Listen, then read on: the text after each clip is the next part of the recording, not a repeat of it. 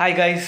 రాజకీయ నాయకులు ఎలాంటి వాళ్ళు అంటే అధికారంలోకి రాకముందు హామీలు ఇచ్చేటప్పుడు వాళ్ళకి సమస్యలు ఏం గుర్తురావు, అప్పుడు ప్రజెంటేషన్లు గుర్తురావు, ఓన్లీ వాళ్ళకి కావాల్సింది ఓట్లు మాత్రమే.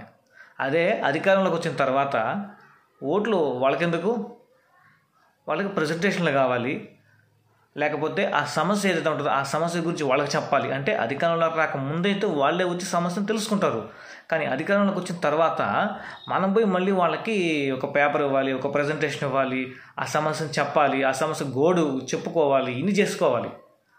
అదే ఇప్పుడు మీకు అర్థమయ్యే ఉంటుంది నేను ఏ ఇష్యూ గురించి మాట్లాడుతున్నానా అని. అదేనండి, ఏపీపీఎస్సి గ్రూప్ 2 ఇష్యూ గురించి.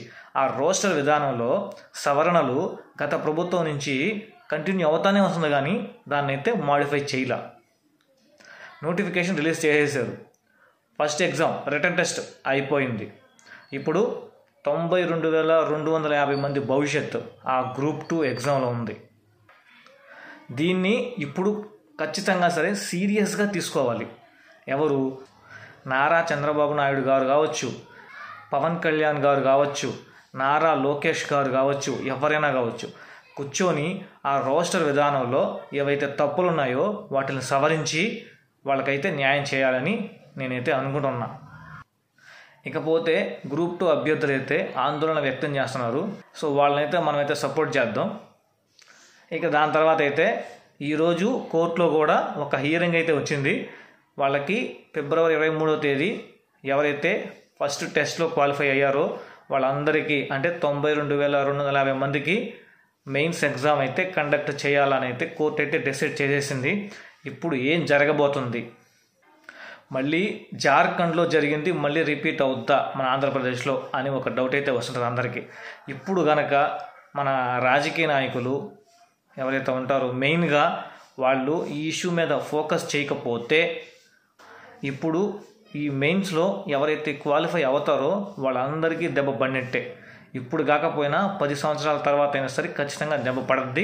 పడిన తర్వాత పాపం వాళ్ళ భవిష్యత్తు నాశనం అయిపోదాడికి. సో దీన్ని దృష్టిలో ఉంచుకొని మనోళ్ళైతే ఎంత వీలైతే అంత తొందరగా ఆ రోస్టర్ విధానం ఏదైతే ఉందో ఆ సవరణలు, ఆ తప్పుల్ని సరిచేసి వాళ్ళకి న్యాయం చేయాల్సిందిగా అయితే మనమైతే కోరుకుందాం. అసలు రోస్టర్ విధానం ఏంటంటే దాంట్లో రిజర్వేషన్ ఏదైతే ఉందో కొన్ని కేటగిరీస్ పోస్టులు అనేవి సరిగ్గా డివైడ్ అవ్వాల.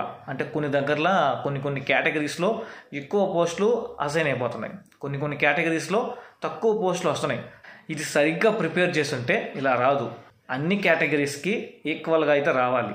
సో అది వాళ్ళు కోరుకునేది గ్రూప్ 2 అభ్యర్థులు. అందుకే వాళ్ళు ఆందోళన చేస్తున్నారు, ధర్నాలు చేస్తున్నారు. ఎన్ని చేసినా పాపం వాళ్ళకి న్యాయం జరగదో కూడా తెలియదు. కోర్టు అయితే నెక్స్ట్ మళ్ళీ March 11న ఒక హియరింగ్ అయితే పెడుతుంది. మేబీ ఆ రోజు జడ్జిమెంట్ కూడా రావచ్చు. సో మనమైతే మన ఛానల్ తరపు నుంచి ఏపీపీఎస్సి గ్రూప్ 2 అభ్యర్థులు ఎవరైతే క్వాలిఫై అయి ఉంటారో 92,250 మందికి వాళ్ళకి ఆల్ ద బెస్ట్ చెప్పుకుందాం. అలాగే ఆ రోస్టర్ విధానంలో ఏదైతే ఉందో ఆ రోస్టర్ విధానంలో కూడా మన పొలిటీషియన్స్, మన రాజకీయ నాయకులు అధికారంలోకి రాకముందు ఏపీపీఎస్సి గురించి ఏదైతే హామీ ఇచ్చారో అది నెరవేర్చుకొని వాళ్ళకి న్యాయం చేకూర్చాల్సిందిగా మనమైతే మనస్ఫూర్తిగా అయితే కోరుకుందాం.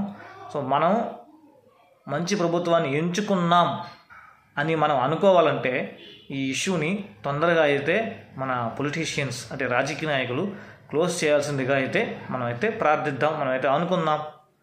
We want justice. మనమైతే ఏపీపీఎస్సి గ్రూప్ 2 అభ్యర్థుల తరపున మనం కూడా జస్టిస్ కోరుకుందాం.